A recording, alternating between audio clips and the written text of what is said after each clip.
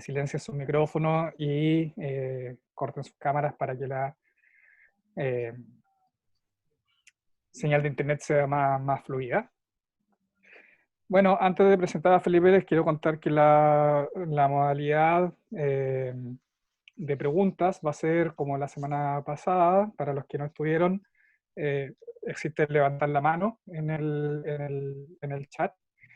Si, si no está en su Zoom el levantar la mano, pongan el chat ahí, levanto la mano, y nosotros vamos a tratar de respetar al máximo el orden de las preguntas y de todo eso. Así que, bueno, sin más que decir, lo dejo con Felipe Osorio, quien es académico del Departamento de Matemáticas de la Universidad Técnica Federico Santa María. El tema de conversación de hoy que nos va a proponer Felipe es algunos modelos no tan inútiles para análisis del brote de COVID-19 en Chile. Muchas gracias, Felipe, por compartir con nosotros esta conversación que nos va, estoy muy seguro que va a ser demasiado interesante. Así que te dejo con el público. Voy a cortar mi video en mi micrófono. ¿Ok? Ok, Gracias, Felipe. bien, voy a compartir ahora pantalla.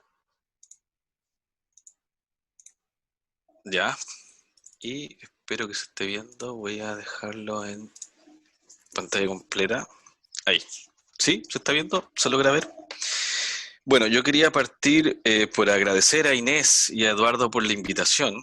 Eh, Así que es muy agradable para mí, ¿cierto? Estar dando una charla que espero que sirva de motivación.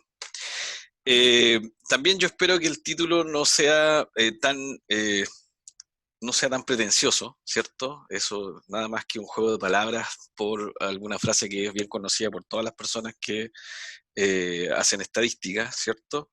Y el objetivo de la presentación es esencialmente contarles un modelo muy simple que hemos usado para hacer un análisis. En realidad, la charla está dividida en tres partes. La primera parte es que vamos a describir, ahí voy a introducir, que precisamente hay un grupo de personas en la Universidad Santa María que ha estado trabajando en el análisis de datos del COVID aquí en Chile. Así que voy a partir describiendo un poco ese grupo de personas y los trabajos que se han hecho o los reportes que se han hecho. Luego de eso yo me voy a concentrar en un particular reporte o en dos particulares reportes que tienen que ver con cómo uno puede estudiar a través de la modelación de puntos de cambio, si que esto tiene algún contacto con lo que presentó Gloria hace dos conversatorios atrás, para modelar el número de contagiados o el total de contagiados, en este caso, de COVID. Y eso además tiene algunas repercusiones. Vamos a mostrar algunos resultados para el caso de cada una de las regiones de Chile. Y finalmente, y yo espero que esa sea, perdón, la principal eh, interés de la charla es que vamos a, vamos a mostrar algunos modelos que yo siento que nos pueden dar oportunidades para colaboración. Perdón.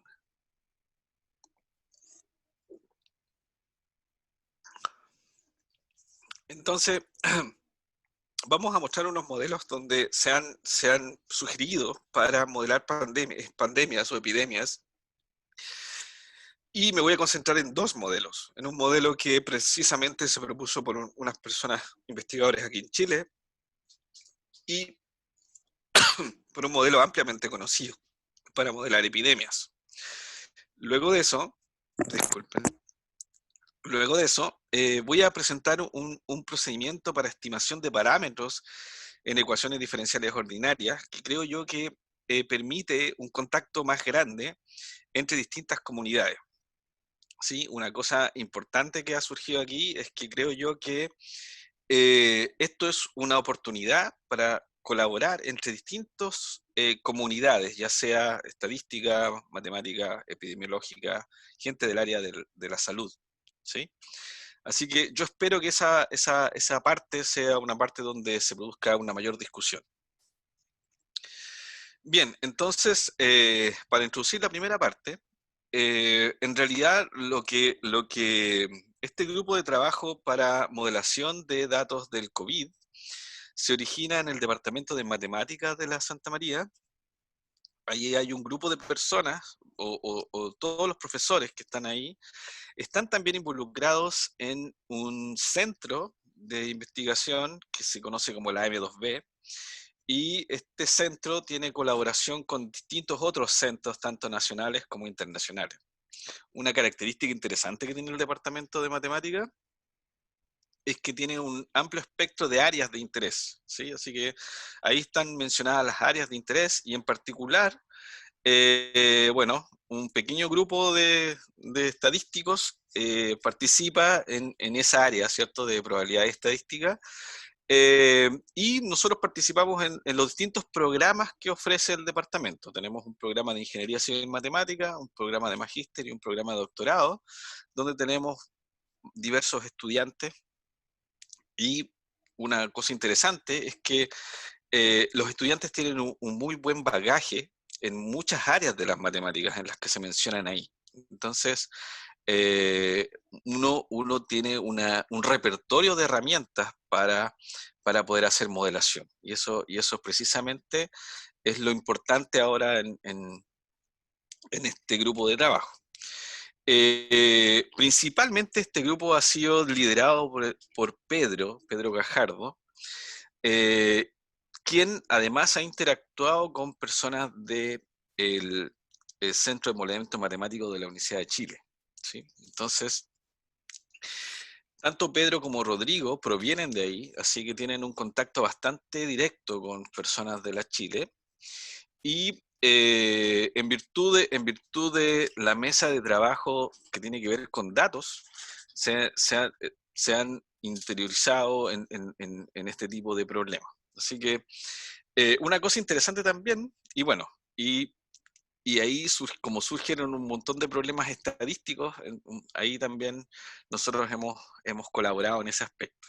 Así que ahí se mencionan algunos profesores que han estado trabajando en estos reportes desde el Departamento de Matemáticas de la Santa María.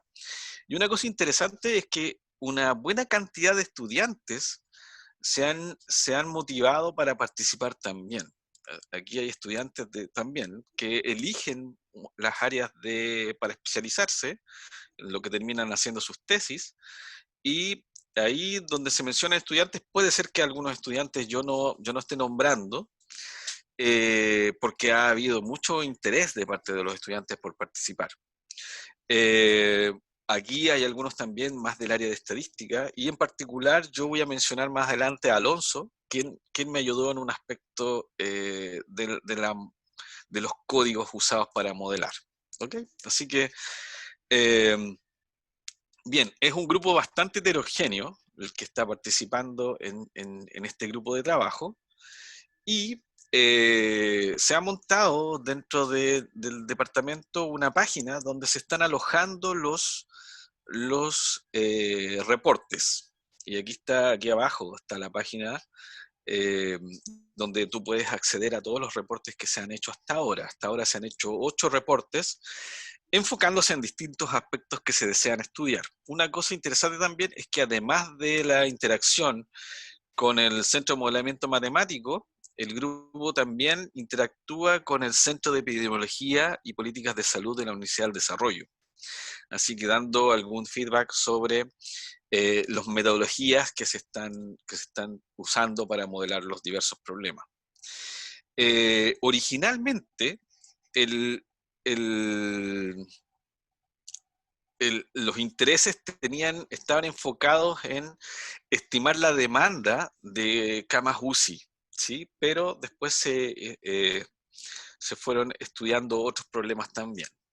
Así que gran parte de eso está eh, Está reportado en esa página que yo te acabo de mencionar, que está la dirección ahí abajo.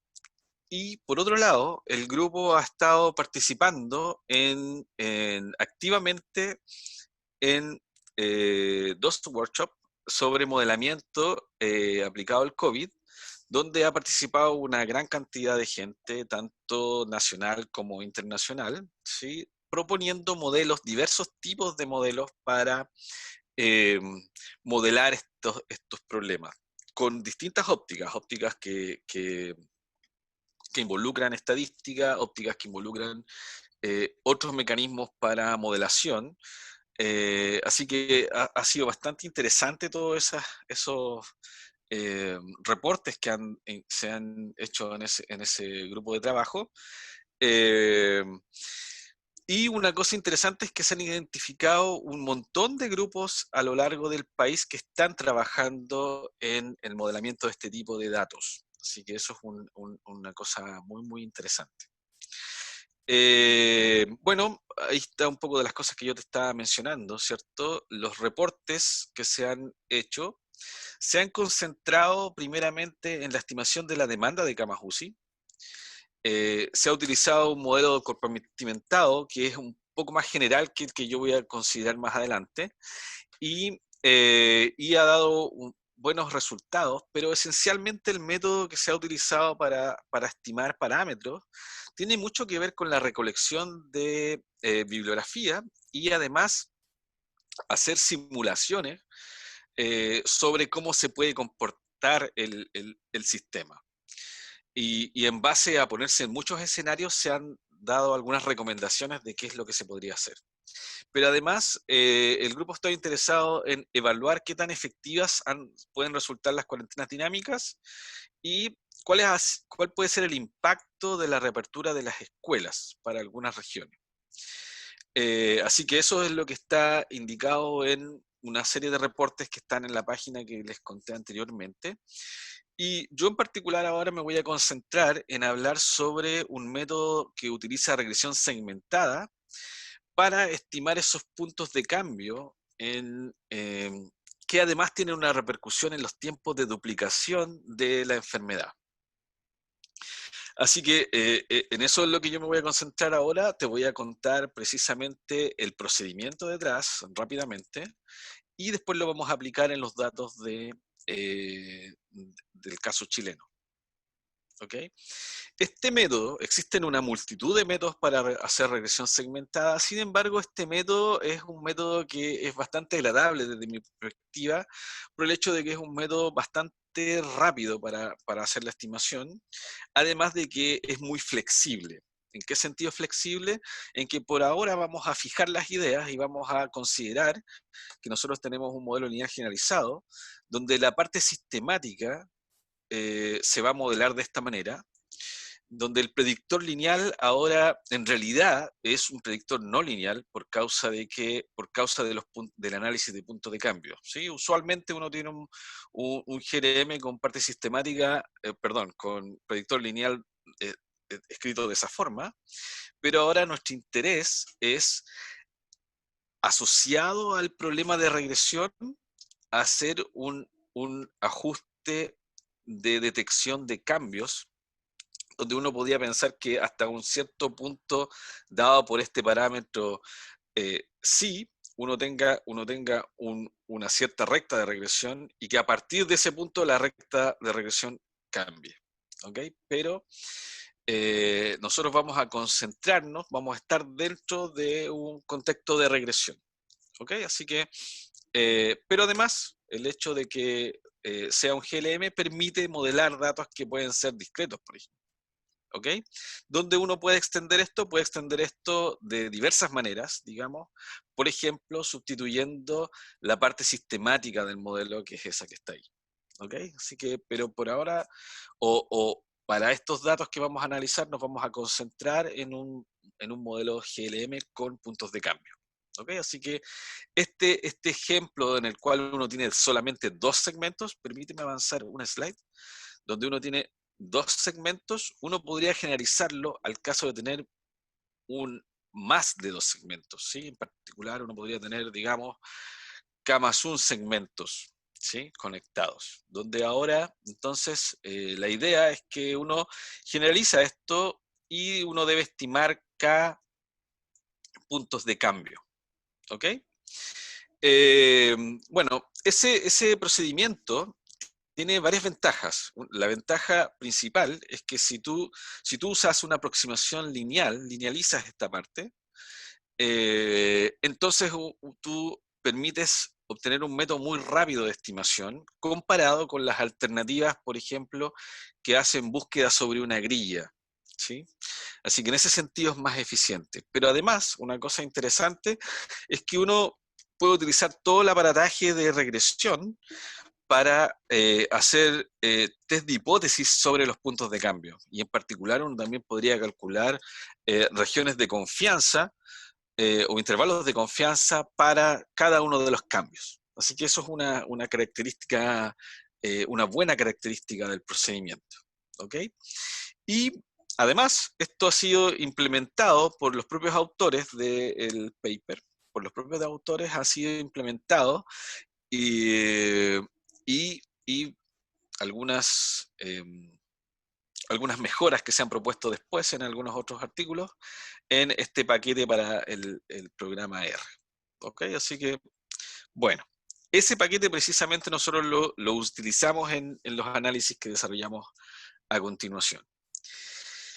Esta idea en realidad fue sugerida también por los propios autores para modelar datos del COVID y en un reporte técnico reciente, ¿sí? Ahí está la referencia, tú la puedes buscar, en, de este año, donde lo que tú haces es que se modela el número de casos infectados acumulados en el día T utilizando un modelo de crecimiento exponencial.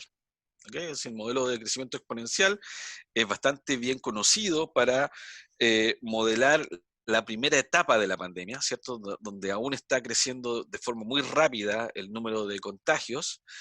Y bueno, dado que estamos pensando en el número de contagios, es natural también pensar en un modelo de regresión Poisson, ¿okay? Donde la parte sistemática entonces es modelada de esta forma y nosotros podemos tener varios puntos de cambio. ¿Sí? En este caso particular. Una cosa interesante es que el mecanismo de estimación te permite indicarle cuál es un máximo de número de puntos de cambios que tú tienes que probar. ¿Sí? Entonces, ese parámetro es un parámetro que uno le tiene que proveer al algoritmo, pero de nuevo la rutina es muy, muy rápida. ¿Okay? Junto con eso, una vez que uno estima todos estos parámetros que son los parámetros asociados al modelo de regresión, los puntos de cambio y los parámetros asociados a las pendientes de cada segmento, entonces tú puedes estimar ahora todas estas pendientes para cada uno de los segmentos basado en esos parámetros deltas.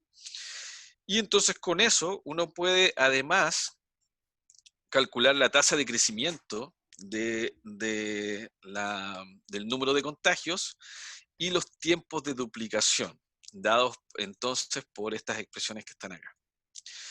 Y evidentemente, como esto depende de las estimaciones de parámetros, cuando uno lo estima, ¿cierto? Uno depende de estas estimaciones de los betas aquí y aquí, entonces uno puede además obtener los estimadores máximo verosímiles de las tasas de crecimiento, de los tiempos de duplicación, así como, como una idea de su precisión. ¿Ok? Bien, lo que hicimos nosotros es que, y aquí yo tengo que agradecer a Alonso por su ayuda en una parte muy especial que la voy a indicar ahora a continuación. Lo que hicimos nosotros es que dejamos los análisis disponibles aquí en GitHub, donde se recolecta automáticamente los datos desde el repositorio de, asociado con COVID del Ministerio de Ciencia, ¿sí? De ahí tú puedes ejecutar este código, incluso lo puedes ejecutar interactivamente, y esa fue la ayuda que me dio Alonso.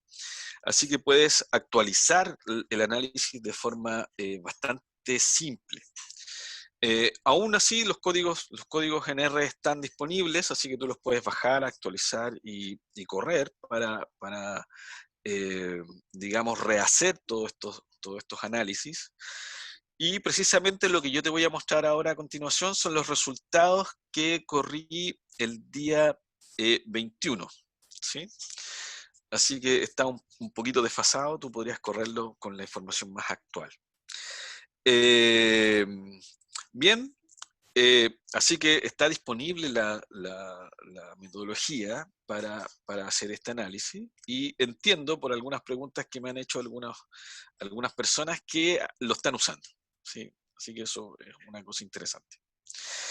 Bien, los ajustes que voy a presentar a continuación los voy a resumir más adelante en una tabla donde tú puedes ir viendo cómo a medida que transcurre el tiempo se van produciendo estos puntos de cambio en estos instantes y aquí uno aprecia cómo acelera la curva y en particular que, bueno, los tiempos de duplicación se han ido reduciendo conforme pasa el tiempo debido a lo que, bueno, nosotros bien sabemos cómo se ha ido comportando la enfermedad aquí en Chile.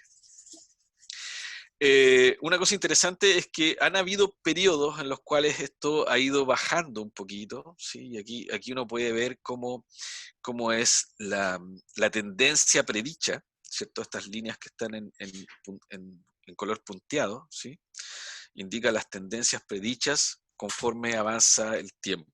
¿Sí? Entonces ahí, en una primera etapa, hasta que se produce el cambio, esa era la tendencia predicha, y después era esta otra, así que se fue bajando un poquito en la primera etapa, pero después esto aceleró. ¿Sí? Así que, y eso ocurrió tanto a nivel nacional como a nivel de Santiago, ¿sí? Las escalas no son exactamente las mismas, ¿sí? Pero la tendencia tanto en la región metropolitana como a nivel nacional es muy, muy similar.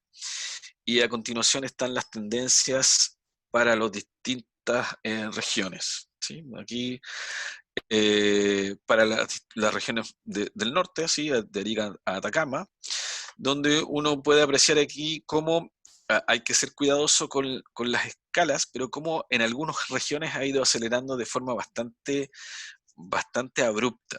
¿Sí? En particular, por ejemplo, aquí en Valparaíso, que es la región donde yo vivo, se ha ido acelerando bastante. ¿Okay?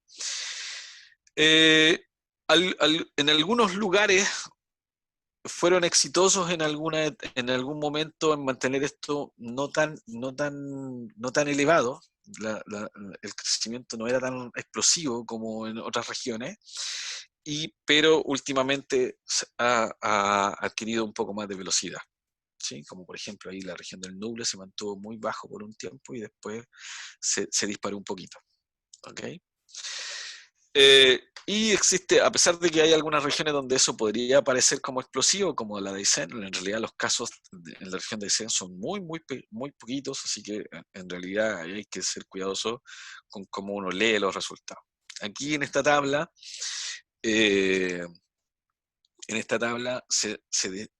reporta un resumen de lo que yo estaba contando gráficamente en los gráficos anteriores. Aquí está el número de casos totales para cada una de las regiones, en la primera columna. ¿Sí? En Chile, perdón, no fue el domingo 21, sino que el sábado 20. En Chile en ese día habían 236.000 casos. En el caso de todo Chile, se detectan 18 segmentos, ¿sí?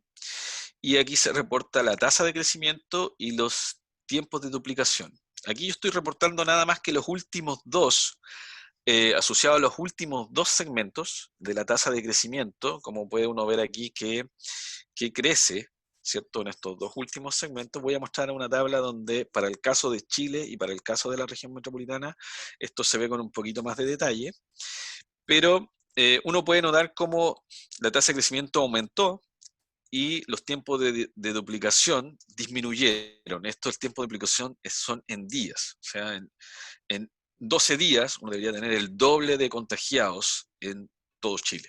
¿Okay? Así, eso es lo que quiere decir este número. Así que son números que sin duda preocupan. ¿Ok? Aquí hay un caso donde en una región, la región de la Araucanía, donde esos números parece que van en la buena dirección, ¿cierto? El tiempo de duplicación se ha ido aumentando y la tasa de crecimiento ha ido disminuyendo.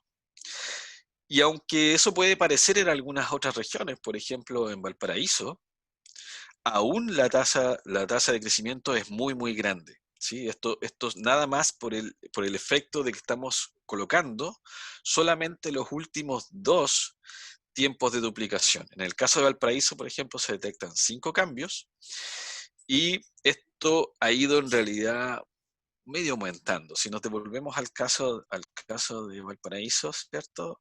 En realidad ha ido aumentando en este caso. ¿Sí? La disminución es muy leve aún. ¿Ok? Y bueno, pongo algunos ejemplos donde tú puedes notar cómo esto se ha agudizado, en particular, por ejemplo, en la región de O'Higgins, esto se ha agudizado bastante. Esto pasó de ir bastante elevado a ir muy elevado, ¿cierto? Tú puedes notar aquí en la tasa de crecimiento. Y los tiempos de duplicación se han disminuido bastante. Y eso es una cosa preocupante, por ejemplo, para el caso de la región de O'Higgins. ¿Ok? Así que eso en particular, en esta tabla, un aspecto que uno tiene que tratar de prestarle bastante atención es precisamente esta columna asociada con los tiempos de duplicación. ¿Ok? Bien, un poco para ejemplificar el hecho de que uno puede calcular estos intervalos de confianza, ¿cierto? Basado en lo que yo te mencioné anteriormente, ¿cierto? Déjame devolverme. En lo que te mencioné anteriormente nosotros vamos a estimar estos parámetros, ¿cierto? Todos estos parámetros, los beta y los delta, ¿sí? Y luego con eso lo que vamos a hacer es que vamos a estimar las tasas de crecimiento, que son las que yo te mostré en esa tabla, y los tiempos de duplicación, y en particular nos queremos concentrar en esos tiempos de duplicación, y en base a eso, nosotros podemos obtener de nuevo intervalos de confianza que son aproximados, son basados en teoría de muestras grandes, ¿cierto? Para llegar a estos intervalos de confianza que se están presentando acá. Así que en una primera etapa, uno se veía como con buenas expectativas, ¿cierto? Porque los tiempos de duplicación estaban aumentando. Pero a partir de un periodo de tiempo empezaron a disminuir. Y por ahora se ve bastante errático esto, ¿cierto? En que no se está estabilizando, ¿sí? Tanto a nivel nacional como a nivel de Santiago, esto no se está estabilizando y está bastante errático en tiempos de duplicación que todavía son bastante pequeños, si uno quiere. ¿Ok? Y los intervalos de confianza son bastante apretados, si tú quieres también. Así que, digamos, no hay mucho espacio, digamos, para especular ahí respecto de cómo está yendo la epidemia aquí en Chile. ¿Ok? Bien, así que eso fue bueno, ¿cómo puede ser usado esto para evaluar la efectividad de una cuarentena?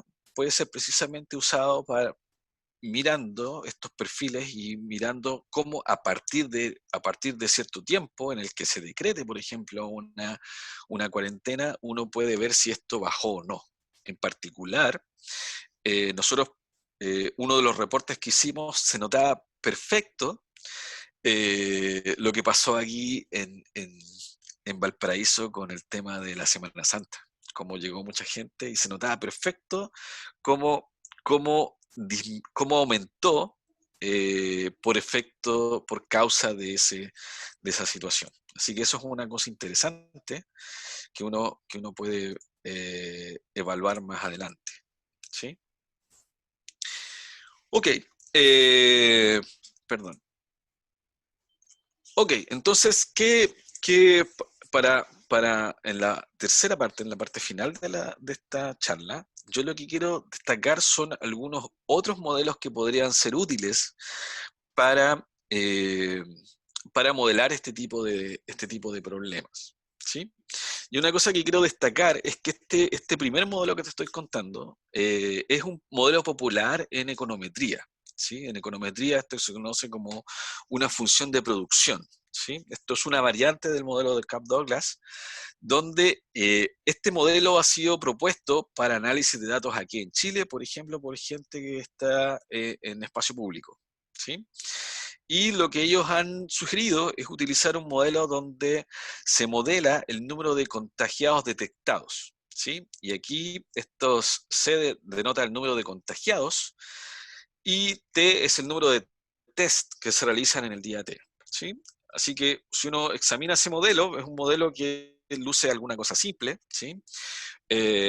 Tal como se menciona ahí, el, la estimación de parámetros en este tipo de modelos, aunque luce como extremadamente simple, se puede hacer utilizando mínimos cuadrados, pero aquí hay una serie de detalles que uno tiene que tener cuidado, ¿sí? Estos modelos suelen tener restricciones sobre algunos de los parámetros, así que ahí se complica un poco el análisis. Y además, conviene que las personas que lo usen tengan algún conocimiento económico, ¿cierto?, de las variables. Y eso lleva a utilizar algunos tipos de modelación un poco más refinados a través de incorporar variables instrumentales, ¿sí? O sea, lo que te quiero decir con esto es, aquí la gente que proviene del área económica, digamos, tiene bastante que decir y se puede utilizar, y no por nada mucha gente que trabaja en espacio público precisamente proviene del área económica, ¿sí? Trabajan en la FEN de la Chile, y ellos eh, eh, han hecho hincapié en el análisis de la tasa de positividad, ¿sí? Están tratando de monitorear esa tasa para ver qué tan efectivos son las cuarentenas de nuevo, ¿ok? Así que es interesante que nosotros, o la gente del área de estadística, usualmente usa estos modelos, pero no conoce tanto de estos modelos. Aquí se requiere del conocimiento de una persona del área económica.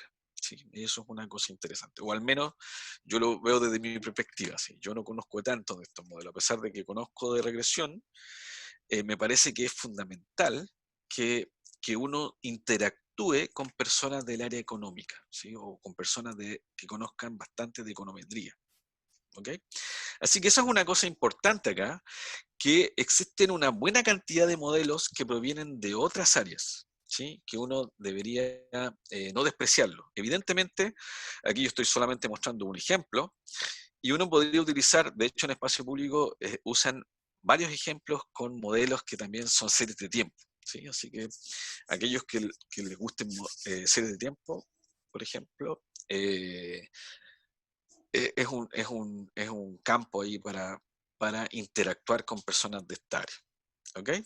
Pero otro tipo de modelo que ha sido muy utilizado, de hecho representa un buen punto de contacto entre las comunidades de matemáticos y de gente del área de salud o gente que estudia epidemiología, es por ejemplo el modelo SIR. ¿Sí? El modelo SIR es una mejora del modelo que vimos anteriormente de crecimiento exponencial, donde está pensado de que llega un momento en que la gente se empieza a recuperar, ¿sí? Entonces incorpora esa información, pero está definido como un sistema de ecuaciones diferenciales que está dado por estas ecuaciones que están aquí, donde lo importante son estos parámetros, este parámetro beta y este parámetro gamma, ¿cierto? Que representan las tasas de infección y la tasa de recuperación de los individuos asociados a esta enfermedad, ¿sí? Aquí se asume que la población total, ¿cierto? Precisamente involucra a los susceptibles, los infectados y los recuperados, ¿ok? Y una cosa interesante es que a partir de estos parámetros existen ciertas cantidades que son bien interpretables por la gente en epidemiología, ¿cierto? Como el número reproductivo básico, ¿cierto? O el número reproductivo efectivo, y ambos tienen que ver con la velocidad con que la enfermedad se disemina, ¿ok? Con el número de contagios que una persona puede contagiar, por ejemplo, el número reproductivo efectivo. Así que es crucial, estos parámetros aquí son cruciales, este parámetro beta y este parámetro gamma, para el entendimiento de cómo evoluciona una enfermedad. ¿Ok? Y este modelo es un modelo muy básico que ha sido extendido en un sinnúmero de formas. ¿Ok? Por ejemplo, en ese workshop que yo les contaba, ¿cierto? Que hay gente que estuvo interactuando, habían diversos modelos donde habían versiones estocásticas y muchas mejoras, ¿sí? Modelos con más compartimentos para tratar de acercarse más a la realidad, ¿sí? Así que un punto de partida para entender este tipo de modelos es precisamente el modelo SIR. Aquí, de hecho, en ese workshop hicieron referencia a un reporte que escribieron Jorge González y Ernesto San Martín, ¿sí? Que entiendo que también el sitio de la Soche le dio alguna publicidad, ¿sí? Y precisamente ellos destacan algunas repercusiones estadísticas que pueden haber en la estimación, por ejemplo, de estos parámetros, que hay que ser cuidadoso a la hora de que podrían haber problemas de identificación de estos dos parámetros, ¿sí? Lo cual tiene un montón de repercusiones estadísticas. ¿Okay? Así que este tipo de modelos hay que mirarlos con un cierto cuidado. Eso es la principal eh, moraleja que entregan ahí González y San Martín. ¿Okay? Una cosa interesante es que muchas veces, y esto suele pasar, digamos, en el área en matemáticas, digamos, es que muchas veces se usan estos modelos y la pregunta básica es decir, bueno, ¿y de dónde sacamos esos parámetros? Y muchas veces la gente lo que hace es que revisa la literatura de enfermedades que se comportan de alguna forma similar y a partir de ahí, de algún estudio piloto o de alguna recomendación que da algún experto, se calibran estos parámetros, ¿sí? Pero la pregunta clásica de los estadísticos es, bueno, ¿cómo nosotros podemos utilizar los datos observados para precisamente estimar esos parámetros? Y de nuevo, hay un sinnúmero de métodos, ¿sí? Métodos que van desde lo muy ingenuo a ver conexiones que tiene este tipo de modelos con métodos más simples de estadística, como simplemente un problema, hacer una estimación en un problema de regresión, a cosas que son un poco más refinadas. Pero realmente existen muy pocos trabajos donde se enfoquen directamente en estimar los parámetros de estos modelos. O en mi conocimiento existen pocos trabajos, perdón, para hacer ese tipo o resolver ese tipo de problemas. ¿Ok? Aquí yo quiero, antes de la slide que les voy a presentar a continuación, ir contándoles uno de esos procedimientos. ¿Ok? Una, una cosa que nosotros hemos aprendido con todo esto es que en realidad se necesita un mayor contacto entre las distintas comunidades, ¿sí? En particular, el primer paso que creo que tenemos que dar es entre la comunidad de estadísticos con la comunidad matemática, ¿sí? Hay una serie de modelos matemáticos que su contraparte estadística ha sido pobremente estudiada, y eso es precisamente lo que voy a contar en la siguiente slide. Pero además existe una interacción más grande de comunidades biológicas o que están interesados en ciertos problemas en biología, que yo no sé por qué dan ese paso, eh, o sea, dan el paso de conversar por ejemplo, matemáticos de una forma más rápida, sin tanto prejuicio. Y nosotros en estadística tenemos como un cierto prejuicio a conversar con otras comunidades o con gente del área de la informática, por ejemplo.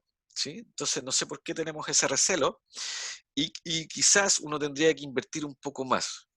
Si me permiten, yo creo que esa es la principal moraleja de lo que yo pretendo transmitir en esta charla, que nosotros tenemos que tratar de integrarnos un poco más con distintas áreas. Y eso es lo que ha enseñado esta epidemia, de que en realidad necesitamos, para entender problemas que son complejos, necesitamos colaborar con un montón de gente.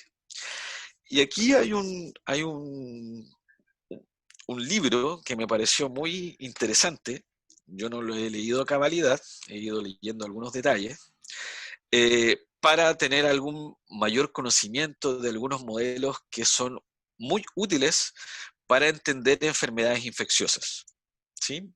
Una cosa interesante es que cuando tú revisas este libro, por ejemplo, este es solo un ejemplo del libro, es que en este libro se describen distribuciones de vida, que es algo que nosotros los estadísticos estamos más o menos acostumbrados a estudiar, procesos de conteo, y en particular este libro se detiene bastante en estudiar modelos de contagio, que es algo que siento yo que la comunidad estadística o muy poca gente se ha detenido a estudiar, ¿sí?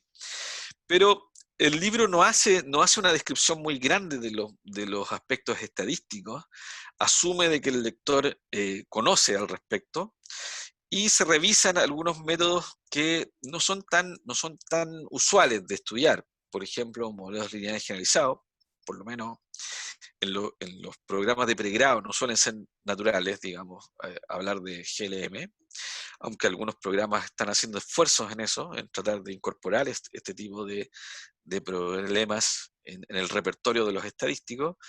Y bueno, hay menos también en ciertos modelos que se usan mucho como extensiones multivariadas en algún aspecto de los GLM, que son populares en bioestadística, como los problemas de ecuaciones de estimación generalizadas. ¿Sí? Este libro utiliza esos mecanismos para precisamente modelar este tipo de problemas de modelos de contagio. O sea, la estimación de parámetros aquí se realiza utilizando esos dos modelos que estoy indicando ahí. Ok, así que es un libro recomendable, digamos, que creo yo que es muy agradable para alguien que proviene de estadística para leer, ¿sí? Para introducirse en este tipo de problemas. ¿Ok? Ok, un problema que me parece que es bastante interesante de estudiar es un problema de cómo uno puede estimar los parámetros asociados a eh, una ecuación diferencial ordinaria, ¿sí? O sea, en efecto, fíjate que precisamente lo que estamos haciendo es acá, es precisamente conceptualizar cómo evoluciona una enfermedad a través de un modelo que está definido por un sistema de ecuaciones diferenciales ordinarias. Y en particular, el interés es estimar estos parámetros o tener alguna idea de estos parámetros que son cruciales para el entendimiento de cómo evoluciona la enfermedad. ¿Okay? Así que un objetivo sería estimar los parámetros de un sistema dinámico. ¿Sí? Y uno en general podría expresarlos de esta manera, donde ahora estos parámetros son el interés primario y nosotros vamos a tener observaciones o mediciones a partir de ese sistema dinámico que vamos a asumir que son observaciones que son ruidosas, ¿sí? Así que, basado en esas observaciones, nosotros queremos estimar esos parámetros que provienen de una ecuación diferencial. Esto evidentemente, aquí yo estoy contando solamente un procedimiento para estimación y lo voy a contar muy rápidamente. Mayores detalles de este procedimiento están en este paper. Y precisamente han habido una serie de papers que han tratado de mejorar diversos aspectos del proceso de estimación, tanto como eh, simplificar la penalización que se presenta aquí, como introducir ideas, por ejemplo, de método de estimación robusta, por ejemplo, a adaptar algunas otras ideas. ¿Ok? Ok, entonces, pero el procedimiento básico es que uno va a realizar un ajuste vía hacer un suavizamiento, vía splines. ¿Ok? Así que este sistema lo vamos a aproximar vía splines de esa manera y vamos a ver la discrepancia entre la función que nosotros deseamos estimar con los parámetros que están definiendo esa función, con las observaciones que uno está, con la función que uno está aproximando. ¿Ok? Y las mediciones entonces que uno tiene va a utilizarlas en el proceso de estimación a través de estimar los parámetros del spline en esta primera etapa, maximizando esta función, donde ahora uno tiene varias funciones de penalización asociadas a cada una de las ecuaciones de mi sistema de ecuaciones diferenciales. Y a partir de eso, entonces, en una segunda etapa, nosotros vamos a inyectar la estimación de estos parámetros asociados al spline en esta segunda etapa, y vamos a estimar los parámetros de la ecuación diferencial, minimizando esta función objetivo. Y la idea del procedimiento de estimación es iterar entre estas dos ecuaciones hasta alcanzar convergencia. ¿Ok?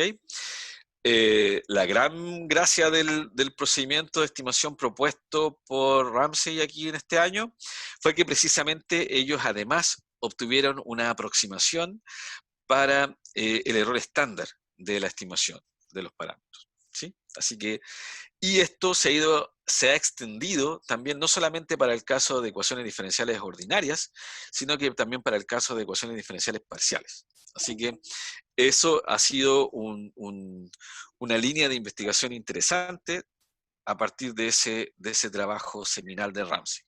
¿Ok? Así que este es un modelo que me parece que es un modelo interesante de estudiar para precisamente dar respuesta a cómo uno puede estimar estos parámetros a partir de datos observados. ¿Ok?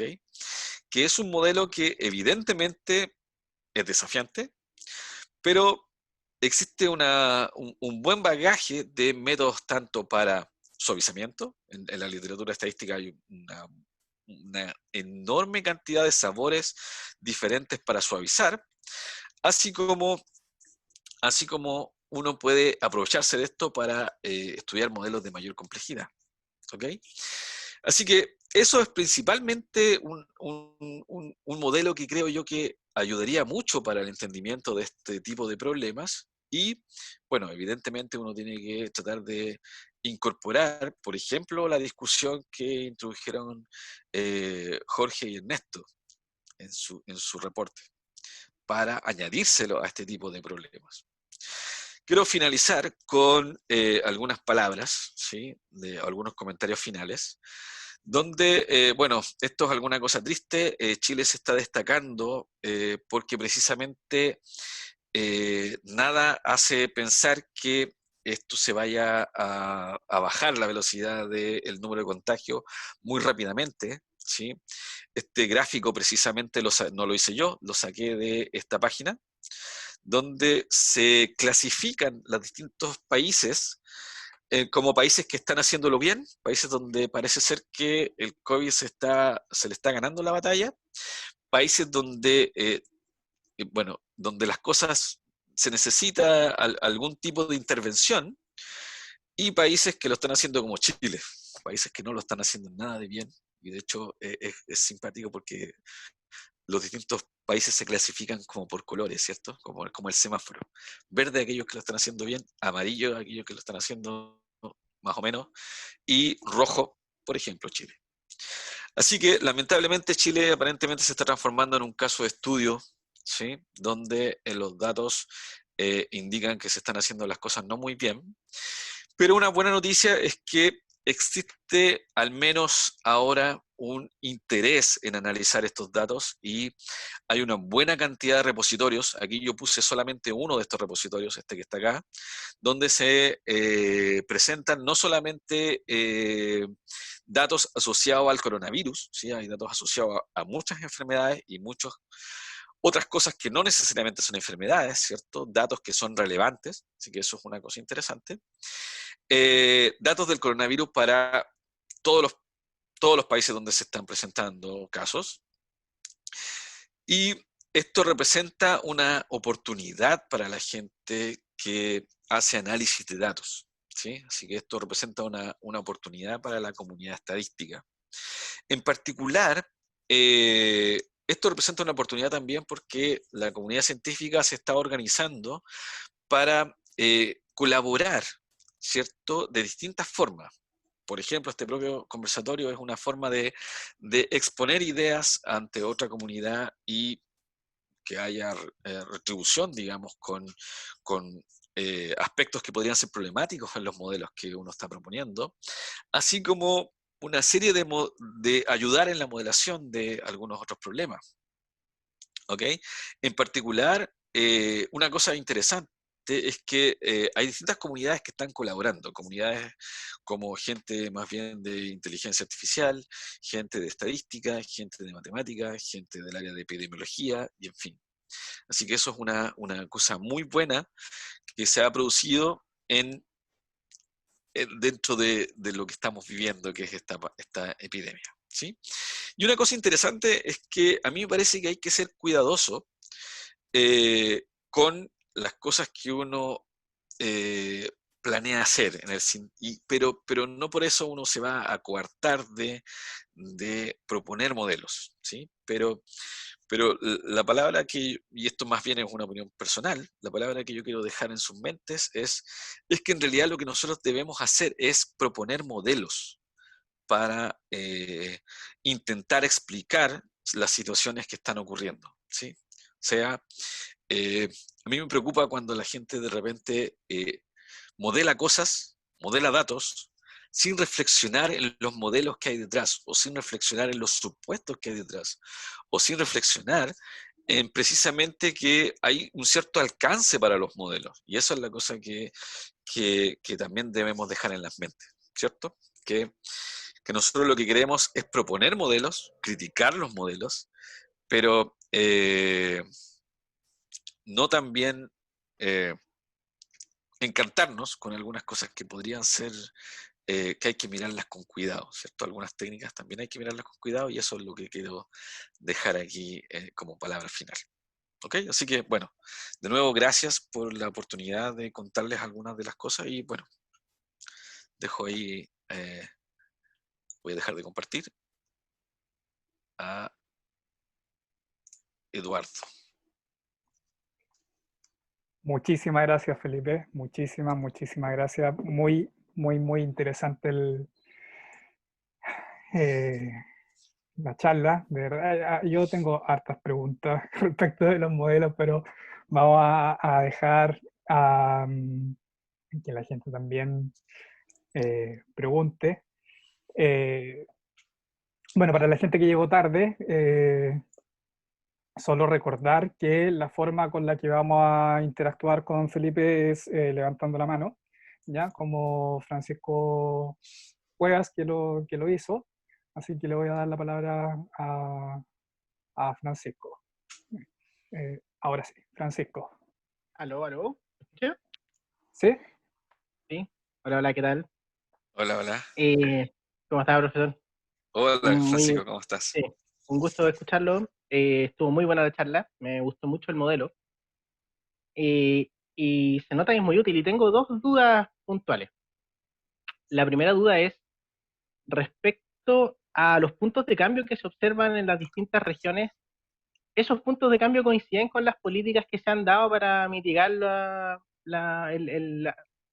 dispersión del COVID? O sea, cómo se ha ido moviendo esta cosa en los números. Ya, esa pregunta es súper interesante porque en realidad ese es el análisis que uno debería hacer, ¿cierto? Uno debería, Ujú. y eso es interesante también porque si tú recuerdas en la slide, ¿cierto? Yo mencioné también que había forma de probar si es que un punto de cambio era realmente significativo, ¿te acuerdas? Con un test de hipótesis.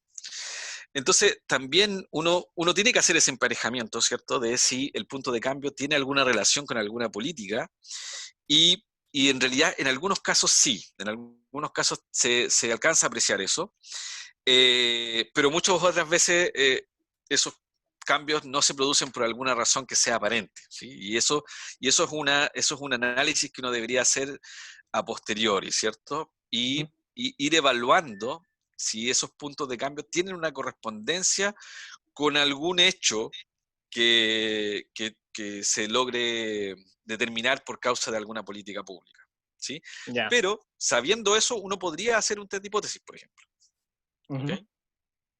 Ujú. Ya. Ah, perfecto. Sí. Después la otra pregunta es sobre lo que estuvo al final, del tratar de hacer el enlace de las estimaciones de los parámetros del modelo SIR con la idea que existen los datos funcionales. Ujú. Ujú. Porque al final de cuentas un comentario que me llama la atención es cuando dice que acá la gente suele ocupar B-splines para poder hacer la estimación y etcétera, y que en realidad uno podría utilizar más bases. Y eso es algo que actualmente se hace. En la gente de análisis de datos, que analiza datos funcionales, eh, una de las hipótesis que ellos tienen es de que ellos pueden suavizar de alguna forma los datos antes de hacer cualquier cosa. Y el suavizamiento es algo marginal dentro de toda la teoría. Entonces yo creo que igual ahí hay un punto que hay que tener cuidado en ese momento, al momento de discutir. Lo que sí sería interesante también del modelo SIR es, y creo que también está estudiado, pero no de forma tan profunda, son las extensiones, o bueno, no sé si extensiones, pero análisis del modelo de forma discreta. Porque el modelo SIR, como se plantea, es un modelo a tiempo continuo, siendo de que nosotros observamos los datos diarios. Entonces, la frecuencia diaria, incluso para la gente de análisis de datos funcionales, no es tan rápida como para, digámoslo así, para hacer una extensión, de hacer pasar a la continuidad, digamos. Entonces yo creo que Sí, igual ahí hay cierto cuidado que tomar. no, por supuesto que hay que tener cuidado y es más, muchas veces un problema que tienen estos tipos de datos, ¿cierto?, de epidemias, es que al inicio uno tiene muy pocos datos con los cuales uno puede calibrar cualquier modelo. Entonces, eso es una cosa que es problemática. Y a medida que uno va adquiriendo más historia, ¿cierto? Ahí recién uno puede tener algunas estimaciones que podrían ser más útiles para hacer estimación o predicción. Entonces, sin duda que eso complica, eh, tal como tú dices, ¿cierto? Y, bueno, yo simplemente lo que estoy diciendo ahí es que eh, merece más estudio este tipo de modelos, ¿sí? Uh-huh. Sí, sí, no, eso estoy totalmente de acuerdo. Bueno, eso es todo. Muchas gracias. Gracias, Francisco. Gracias, Francisco.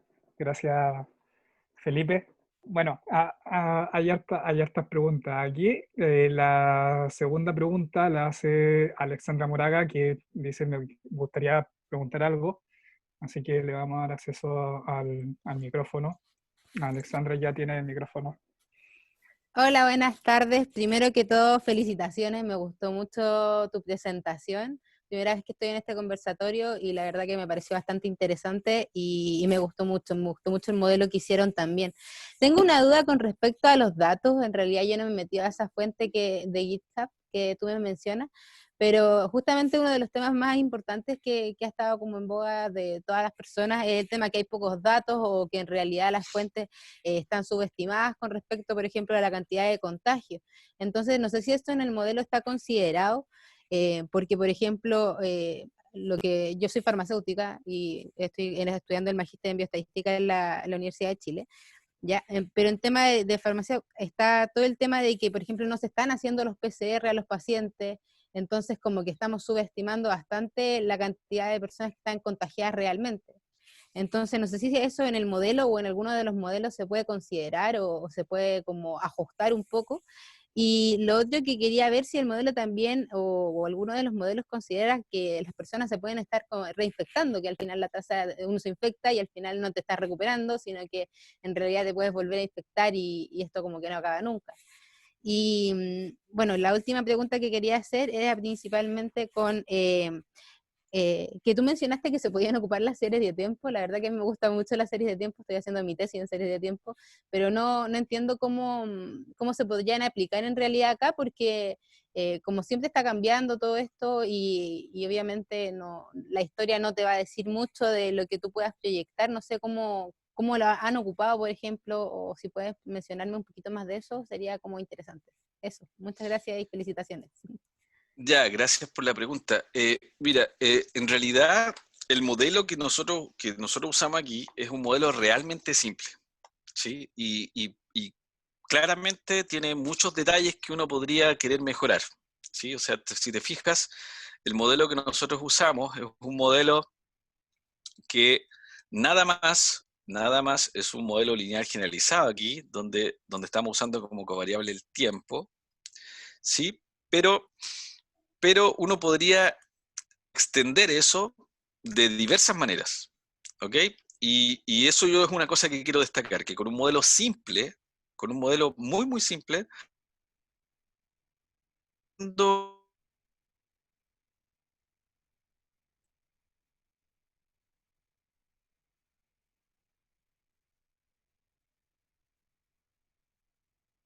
No sé si se le cortó el audio a Felipe o Sí, parece que se cortó el audio. se le cortó el audio. Debe ser la señal. Debe ser la señal de Felipe entonces. Porque si nosotros podemos conversar entre nosotros, es probable que a Felipe se le haya ido la señal, ¿o no? Sí, si no estaríamos como todos con la... Chuta. Ahí está, Felipe. Está sin audio, Felipe. Ya, perdón, se Ahí desconectó. sí. Oh, estábamos todos asustados. Muchas gracias. Ya, ok. Ya, Estamos. gracias. Yo también me asusté aquí. Ya, ahí estamos. Sí, sigue por favor con la respuesta. Gracias. Ya, entonces, déjame a ver si ahí se ve. Sí, ya, perfecto. Entonces, este modelo, no sé en qué momento se desconectó, pero la gracia es que los desarrollos que ellos propusieron aquí en Espacio Público es que en realidad considerar unas diferencias de primer orden para estas variables, para la variable que es la tasa de positividad, el número de contagios y en fin, y reescribieron este modelo de manera tal de que hay que estimar dos ecuaciones. ¿Ok? Entonces, esos modelos toman en cuenta un poco más la historia, ¿sí?, de la serie. Pero por otro lado, uno debería incorporar, por ejemplo, ese tipo de autocorrelación que hay en la serie en los errores. Aquí ese es otro detalle que nos estamos indicando cómo entran los errores aquí. ¿Ok? De hecho, cómo entran los errores en ese modelo, si tanto entran de forma multiplicativa o aditiva, te lleva a distintos modelos que podrían llevar a problemas bastante no naturales de estimar. ¿Ok? Así que ahí hay que tener un cierto cuidado a la hora de proponer algunos modelos, pero evidentemente en ese sentido es que yo indicaba de que existen algunos modelos de series que tú podrías utilizar, modelos que son alguna cosa sencillos incluso, ¿sí? En la audiencia, sin duda que va a haber especialistas de serie de tiempo, digamos, que podrían proponer algunos modelos para estimar parámetros que podrían ser útiles en este contexto. ¿Ok? Así que en ese sentido puede haber un repertorio de modelos bastante amplio, ¿sí? De hecho, existen también diversas extensiones de los modelos de función de producción. ¿Ok? Así que también uno podría ahí tener otro abanico de repertorios. ¿Ok? Así que no alcancé bien a saber si respondo a tu pregunta, digamos, pero en realidad el modelo es muy simple.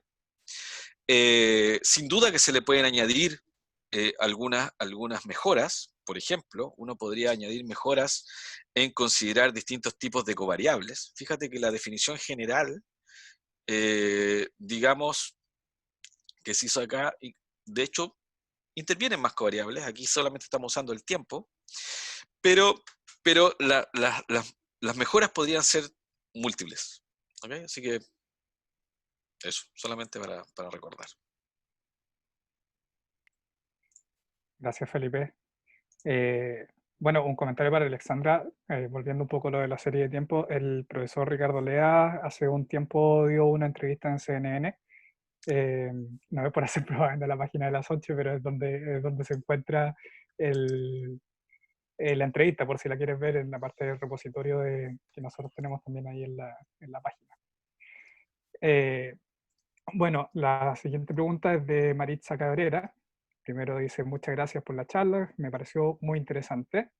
La primera pregunta que hace es, me pregunto de qué dependen los puntos de cambio. Y la segunda dice, este primer análisis de moderación puede servir para predecir un segundo repunte de la enfermedad, teniendo en cuenta que los puntos de cambio se mantengan. Esas son las preguntas de Maritza. Ya, la primera pregunta, ¿cierto?, tenía que ver con el rol de los puntos de cambio. Sí, en realidad eso es una cosa, en la literatura de puntos de cambio no existe un consenso de qué realmente es un punto de cambio. ¿ok? Así que distintas visiones también podrían dar distintas definiciones o motivaciones de lo que eso significa. Ahora, lo que uno suele hacer es que uno suele estimar los cambios y después darle alguna interpretación, ¿ok?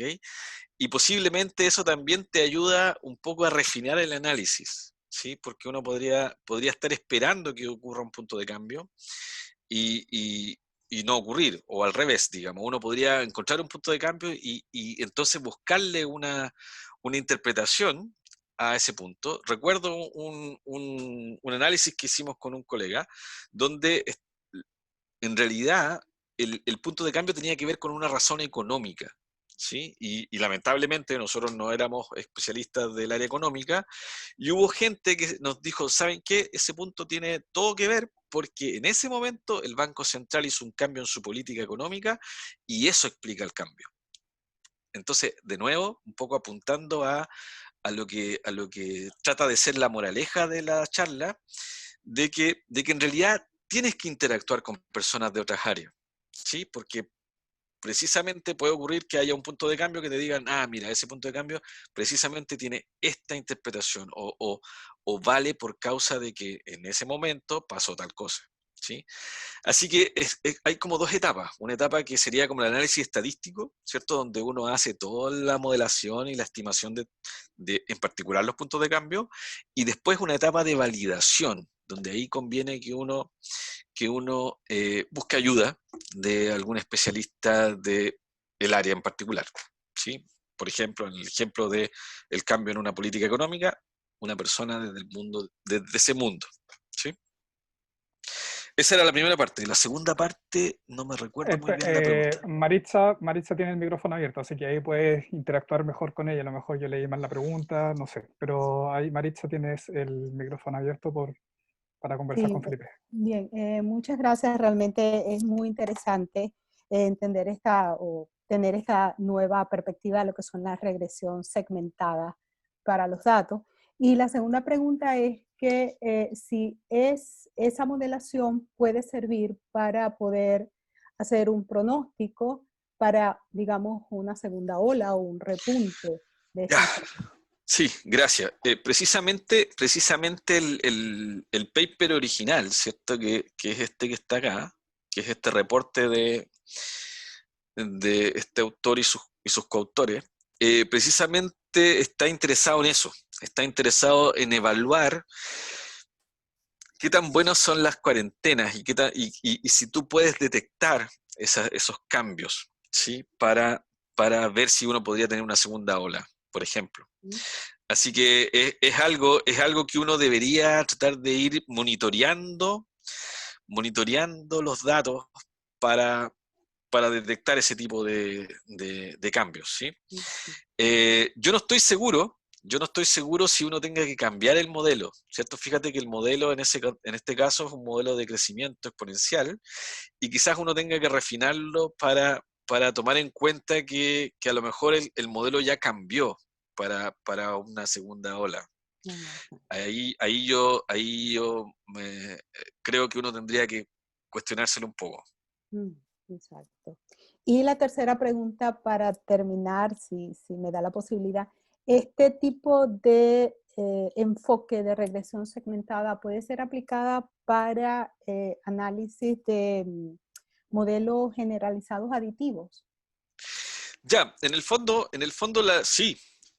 En el fondo, fíjate que el modelo base es este que está acá. O sea, en el paper, ellos intentan hacer una visión general. En el paper original, ellos intentan dar una versión general, muy, muy general del modelo, y aquí está ejemplificado para un problema de GLM. Pero en realidad, tú podrías poner una cosa mucho más compleja, digamos, acá, ¿sí? En esta parte sistemática del modelo, y simplemente le estás añadiendo la porción que tiene que ver con la detección del cambio. Y a mí me parece que la gran gracia del paper es precisamente el uso de una aproximación de primer orden para esa parte no lineal, ¿sí? Y entonces, el problema va a quedar, si uno modifica la parte sistemática, va a quedar evidentemente un problema un poco más complicado, pero esa aproximación es una aproximación bastante genérica, ¿sí? Así que yo al menos no logro distinguir si es que podría haber algo en contra de esa extensión que tú propones, ¿sí? De usar un Sería CAMS, por ejemplo. interesante. Ujú. Bueno, muy bueno, lo felicito y muchas gracias. Gracias. Muchas gracias. Bueno, Carol Cuellar tiene una pregunta. Dice, pero si se quiere evaluar una política pública, a priori se conoce el tiempo desde cuándo se implementa y la regresión segmentada serviría para evaluar la política pública. Es decir, ¿los puntos de cambio pueden tenerse a priori? Ya, interesante pregunta porque en mi perspectiva, yo voy a decir algo que yo suelo no decir, digamos. Eh, yo no conozco mucho de técnicas bayesianas, digamos, pero en efecto, creo yo que en el contexto de detección de puntos de cambio, las técnicas bayesianas son naturales, ¿sí? Me parece que son una técnica que uno debe tener en cuenta, ¿sí? Por ejemplo, de hecho, te llevan a formas de modelar muy agradables. Como lo que entonces tú puedes partir desde la base de que no tienes ningún conocimiento sobre dónde están los puntos de cambio, y tú puedes partir, por ejemplo, dando como una distribución a priori para el punto de cambio, una uniforme que es discreta en cada uno de los instantes de tiempo, ¿sí? Y la técnica bayesiana es en realidad tú calculas la posteriori y en base a ver la posteriori, tú ves dónde se produjo el máximo, por ejemplo, o si hay muchos máximos, y ahí tú vas a tener todas las posiciones donde se producen los cambios. Y en ese contexto sería interesante que uno podría, si tiene conocimiento de si debería producirse algún punto de cambio en alguna posición específica, uno podría utilizar esa herramienta para, por ejemplo, utilizarlo como insumo para la distribución a priori, ¿sí? No estoy tan seguro de cómo uno lo podría hacer en este modelo particular que se presentó aquí, ¿sí? Pero a lo mejor uno podría utilizar, fijar algunos puntos de cambio y utilizar quizás como un offset para el GLM, que, que es alguna forma que se me ocurre, digamos, para tener alguna idea preliminar de dónde podría haber un cambio, ¿sí? Eh, es solamente lo que se me ocurre para darte una respuesta. Gracias, Felipe. Bueno, la siguiente pregunta es de un experto bayesiano, Ignacio Vidal. Eh, Dice, si los países son tan diversos en su metodología de recolección de datos, tan diversos en el cumplimiento de esas mismas metodologías y por tanto tan diversos en la calidad de sus datos, ¿qué veraces son las comparaciones entre países? Oh, bueno, esa pregunta es como difícil de responder para cualquiera. No sé si alguien te podría dar una respuesta al respecto, digamos, pero en el fondo,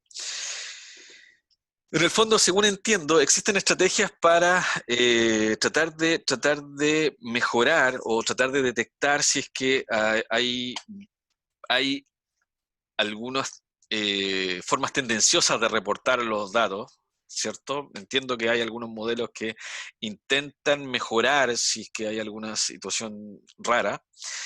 No conozco de eso. Pero en fin, digamos, yo al menos he visto que en algunos repositorios existen datos que se entienden como datos bien reportados, y, y entiendo que hay gente que lo está usando para comparar. Eh, la comparación es alguna cosa extraña, digamos, ¿cierto? Porque en el fondo tenemos un repertorio de situaciones difíciles o raras que ocurren. Tenemos un repertorio de políticas que están utilizando los distintos países. Eh, yo no sé cuál sería. Sinceramente, tengo que responder que no sé cómo uno puede hacer la comparación, ¿sí? O cómo uno puede confiar en la comparación. Uno esencialmente confía en los datos que uno tiene en la mano, digamos, y uno puede tomarla, ¿cierto? Y tratar de hacer algún tipo de crítica de los modelos, pero realmente no sabría responder de buena forma a tu pregunta, Ignacio. Sí, una difícil pregunta. Yo creo que varias gente se hace esa pregunta. O sea, la respuesta es difícil, en realidad, no es que sea la pregunta difícil. Felipe, aprovechando que no hay más preguntas, yo te quiero hacer unas preguntas del modelo, porque el primer modelo que tú mostraste, el GLM de la regresión Poisson, bueno, lo primero me parece súper interesante que a primera vista, no sé si es así, pero a primera vista parámetros son todos identificados, porque estuve viendo ahí la ecuacióncita. Y mi pregunta es si es que han probado con un modelo binomial negativo esto, porque me imagino que la dispersión la dispersión de los datos, dado que los cambios de metodología de repente entregan un montón de datos que son muy bajos, al otro día muy altos y todo, entonces me imagino que puede haber una sobredispersión un poco alta, y dado que el modelo Poisson ahí se comporta medio flojo, entonces mi pregunta va por el lado de si es que existe alguna extensión de lo que ustedes están haciendo respecto, pero del modelo binomial negativo. Gracias. Interesante la pregunta porque en realidad, para ser bien sincero, nosotros no hemos hecho ningún análisis más crítico del modelo. Entonces, posiblemente uno tenga que utilizarlo como una alternativa, ¿sí? Y de hecho uno tendría que verificar un montón de detalles, ¿sí? No se han hecho un montón de verificaciones como la que tú mencionas, o si la función de enlace es apropiada, y quizás uno podría tener alguna ganancia por ahí. No hemos hecho eso. Sin duda que los modelos que tú indicas sí son competencias, ¿sí? Una cosa interesante es que una cuestión que es bastante notoria es que cuando uno cambia el modelo, es frecuente que también se cambien evidentemente los puntos de cambio, ¿sí? Claro. Entonces, en ese sentido, es alguna cosa interesante porque en ocasiones, dependiendo de un modelo que ajusta mejor o no, podría ocurrir que tú detectes cambios que estén asociados a posiciones que tienen alguna interpretación que podría ser mejor, digamos. Así que en ese sentido, la propuesta tuya es una propuesta interesante. Yo veo esa gracia, digamos, que uno podría tener un punto de cambio en una posición diferente. Claro. ¿Sí? Y si uno tiene un cambio en una posición diferente, de nuevo tiene que venir esa reflexión de a qué hace, qué tiene que decirnos ese punto de cambio. ¿Sí? Así que yo lo acabo de anotar como algo interesante de revisar. Gracias. Y Gracias a ti. la otra pregunta que tenía es respecto de ese modelo de Cobb-Douglas que mostraste, ¿Ya? Que resulta que dentro de las variables que mete ahí, es una que el número de test que Sí, se hacen, creo. sí. Entonces, mi pregunta es la siguiente. Yo he conocido muchos casos de gente que le hacen 4 o 5 veces el test. Entonces, no sé, esto me lo pregunté en la mañana y la pregunta es cómo afecta el modelo. No sé si lo que reporta el gobierno es el número total de test, restándole el número de veces que se hizo con toda la misma persona, o si es que cuenta el número total de test considerando que hay personas que en realidad las testean 4 o 5 veces. Entonces, dada la respuesta a esa pregunta, mi pregunta es cómo afectaría eso a ese modelo de Cobb-Douglas. Ya. Es interesante porque precisamente las extensiones que ha propuesto Espacio Público a ese modelo tienen que ver con los test, varias extensiones. Por ejemplo, test que son desarrollados en instituciones como hospitales públicos, clínicas privadas y así. Y precisamente una cosa interesante que ellos mencionan es que existe algunas variables de ahí del modelo que no son fáciles de obtener sus valores, ¿sí? Entonces ellos precisamente por eso es que introducen la idea de la tasa de positividad para tratar de evitar recolectar información del número de contagios, que es precisamente el número que es difícil de obtener, ¿sí? Entonces, en realidad, se han propuesto extensiones para ese modelo, para tratar de tomar en cuenta una cosa que es más natural, de que los exámenes o los tests se toman en distintos lugares, ¿cierto? Mm. Y para dar información también geográfica, pero así como el detalle tan fino, me hace recordar también con la pregunta de Ignacio, el hecho de que en este grupo de la Chile, nosotros tuvimos acceso y posiblemente muchas más personas también han tenido acceso, a datos, por ejemplo, eh, del, que se recolectaban en Corea. Y esos datos eran tan detallados que tú tenías incluso el doctor que le había hecho un examen a todas las personas que le había hecho examen y se sabía el número de contacto y la información era sumamente desagregada. Cosa que es muy útil como insumo para este tipo de modelos o para otro tipo de modelos, digamos, que lamentablemente aquí en el caso chileno no se tienen. Y precisamente las críticas que han hecho algunas personas, por ejemplo, Espacio Público, apuntan en ese sentido, digamos, ¿sí? Así que posiblemente la información, así tan al detalle como tú me estás preguntando, no se dispone. Mm. Bueno, muchas gracias, Felipe. Bueno, aproveché mi espacio de no preguntas, pero volvieron las preguntas. Eh, bueno, antes, Ronnie Vallejo dice, muchas gracias, Felipe, por preparar tan interesante material. A todos nos viene muy bien tu charla. Ricardo Aravena contesta un poco una parte de la pregunta que yo hice y me dice, el número de test Buena, no se gracias. registra si es repetición. Eh, Entonces, bueno, podríamos decir que el número de test es no identificado. Sabemos que es solo la suma, ¿no? Entonces, Carol Cuellar dice, me sumo a los agradecimientos, una charla muy clara e interesante. Por último, concuerdo con la necesidad de trabajo interdisciplinario y la modelación como respuesta a un objetivo y no solo de los datos. Eh, Antes de Adriana Villa, vi que Carolina Marchand levantó la mano. Entonces vamos a dar la palabra a Carolina y luego vamos a seguir con la conversación con Adriana, ¿ya? Así que, Caro, no veo tu micrófono, pero no sé si lo tienes.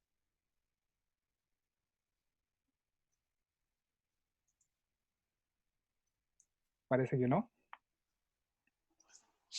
A lo mejor lo puedes escribir en el chat. Sí, yo creo.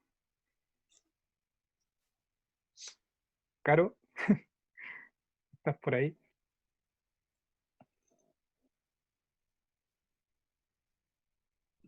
No. Bueno, mientras escribe podríamos entonces contestar la... Sí, Adriana dice lo mío es solo un comentario, dice la confiabilidad y tipo de test sería un dato a considerar. Sí. ¿Qué opinas tú, Felipe, de eso? De que...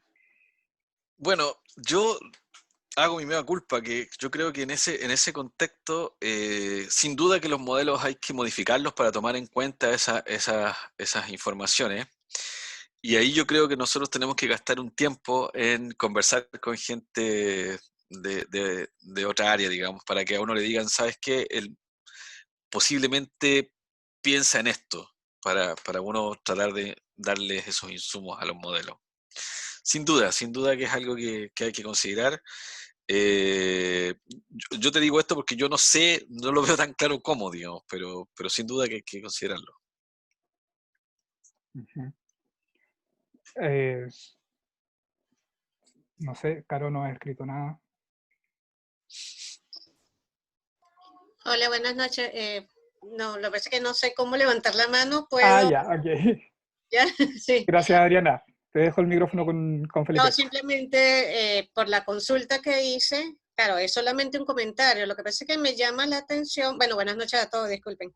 Me llama la atención es porque cuando se comparan entre países, ¿sí? No sé si vieron, seguramente que sí, hubo una noticia hace, yo creo que más de un mes, de países como España, ¿ok? Y aquí en Sudamérica, en Venezuela, que se estaban haciendo test que no tenían confiabilidad, incluso se habló hasta de test falsos.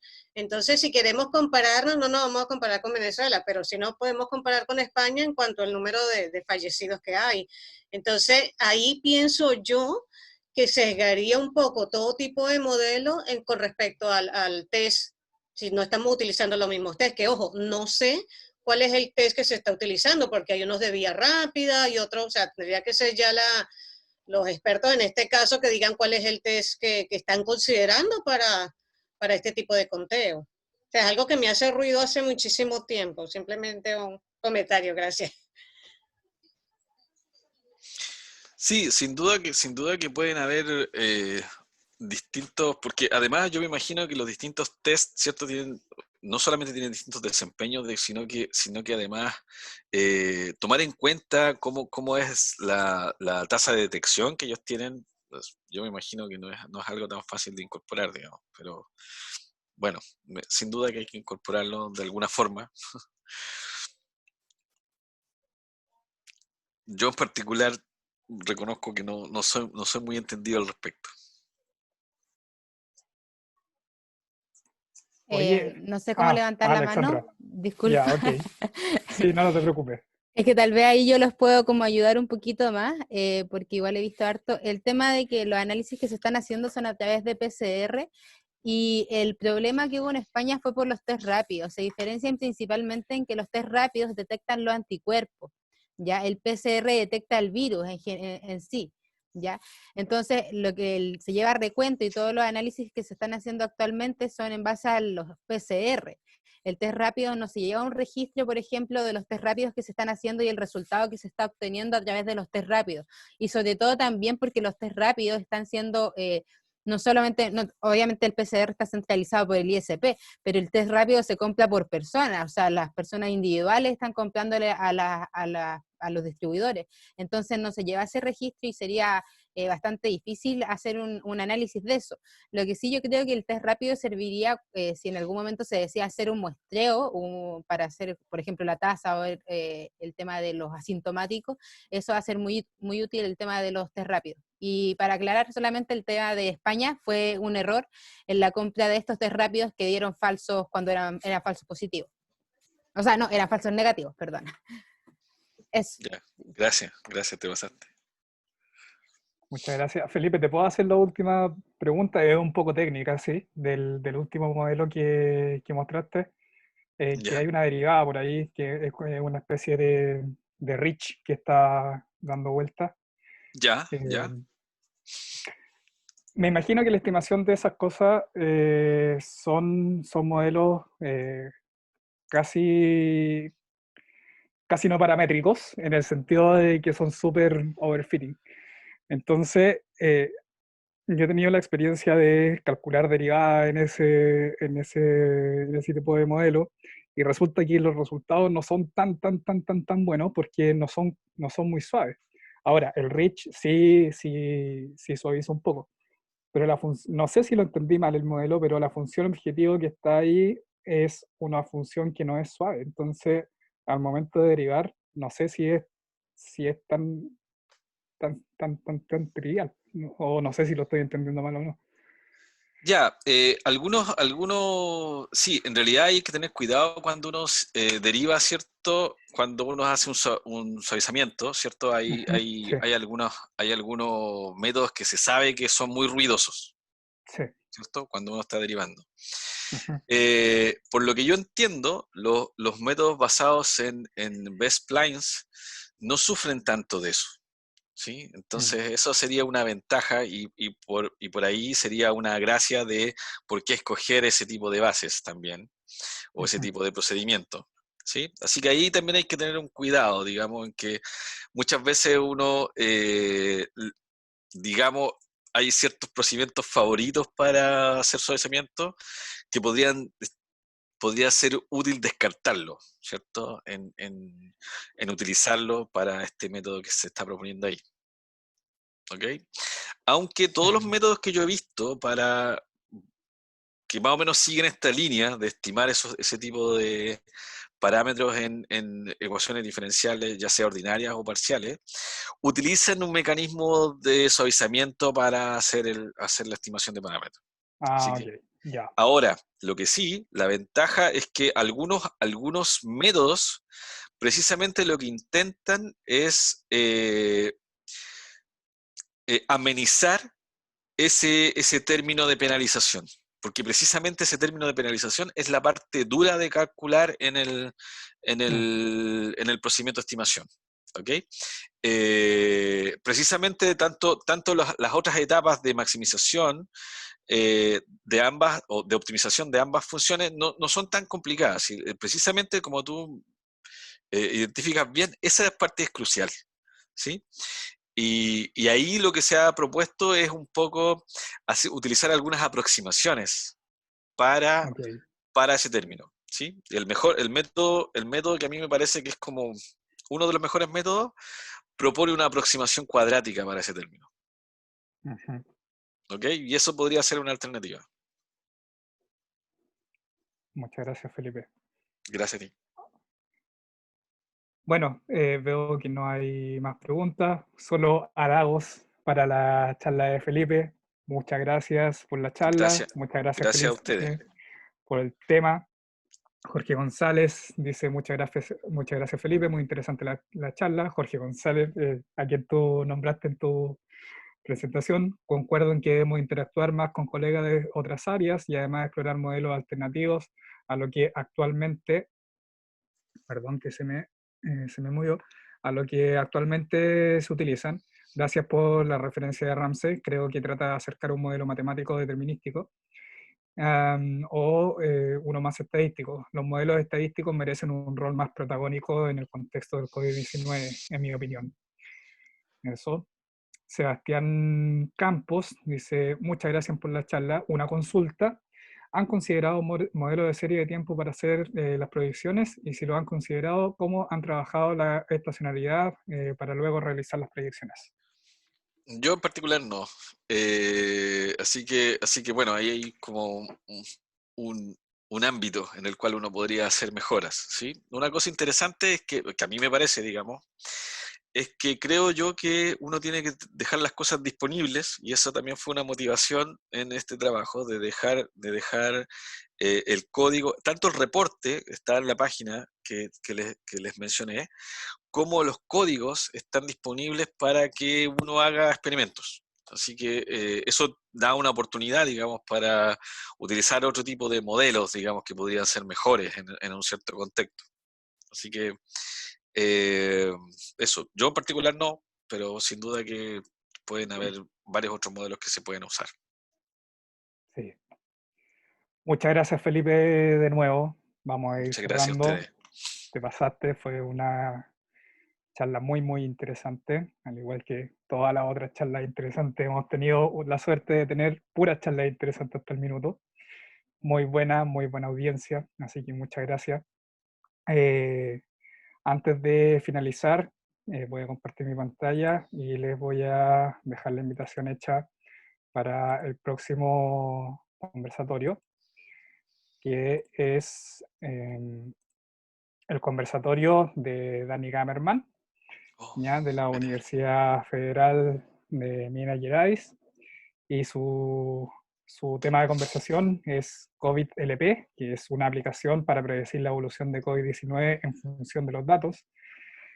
Eh, tenemos el privilegio de decir que es una charla internacional, porque nos va a acompañar desde Brasil con este conversatorio, y como es una charla tan importante, la moderadora va a ser la profesora Gloria Casa de la Universidad de Talca, así que eso, los dejo cordialmente invitados, ¿ya? Así que, bueno, nada más que agradecer a todos de nuevo por acompañarnos y una vez más, Felipe, muchas gracias. Gracias a ustedes por la invitación. Que estén muy bien, cuídense y nos Chao, vemos. chao, que estén bien. Cuídense. Chao, chao. Chao, chao. Igual.